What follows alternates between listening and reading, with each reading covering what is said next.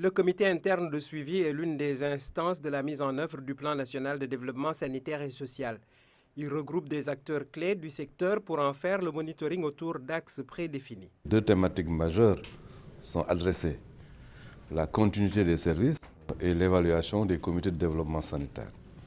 Comment les régions de Louga et de Thiès ont-elles fait face dans leurs tâches quotidiennes à la pandémie? A-t-elle impacté la continuité des services? Une mission de terrain a permis de se faire une idée précise à ce propos. Dans la région de Thiès, il s'agissait d'assurer un suivi de la mise en œuvre de la réforme portant sur les CDS, les comités de développement sanitaire.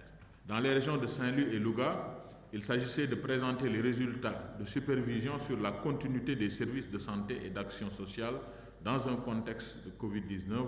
Globalement, la crise sanitaire a affecté les établissements de soins au Sénégal comme ailleurs, avec effet sur la fréquentation. Les pays ont en moyenne connu des perturbations dans 50% d'un ensemble de 25 services indicateurs.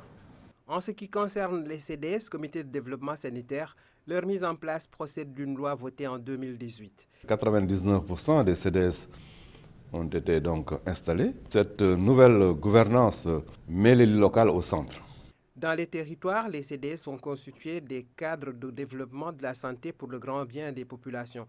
Quant à la continuité des services, elle ne s'est jamais totalement interrompue avec la pandémie. Les mesures prises par les autorités sanitaires ont permis d'éviter la désertion complète des structures, surtout celles abritant un CTE.